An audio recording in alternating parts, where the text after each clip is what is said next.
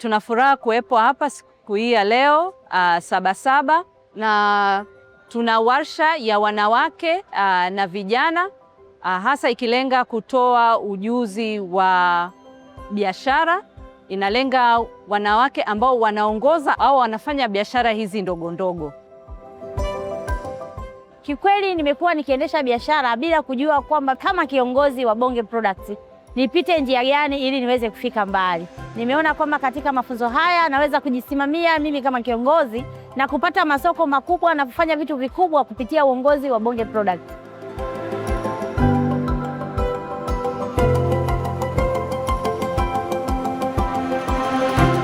Nimejifunza kujiamini na kujithamini, na nimejifunza uwekaji wa pesa na kumbukumbu ambazo zitanisaidia katika biashara yangu, kwa sababu mali bila daftari hupotea bila habari.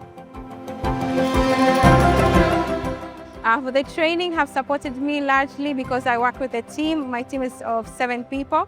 So it's more about leadership on how to expand our markets and how to deal with the research. We're currently doing research for the kids' products with Tildo. So the training have supported me so large for my marketing sector, but also for my leadership with my team.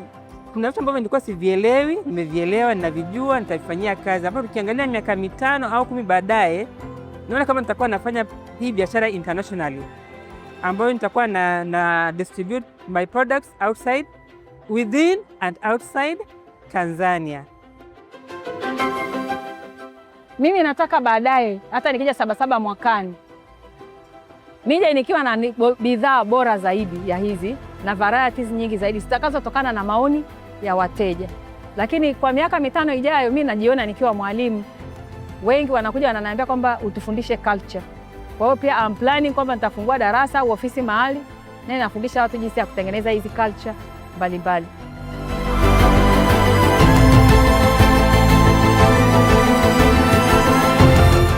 Mafunzo ya leo ya Charles yamenipatia elimu, ujasiri na mtandao, maarifa, ubunifu na ukuaji katika biashara yangu. Actually, it has been very helpful. We see ourselves beyond what we are doing as of now. Naishukuru CRT, Vodacom pamoja na TWCC kwa kutuwezesha kufika mahali hapa, lakini kwa elimu pia walikuwa wametupatia na mimi tunaenda kuifanyia kazi.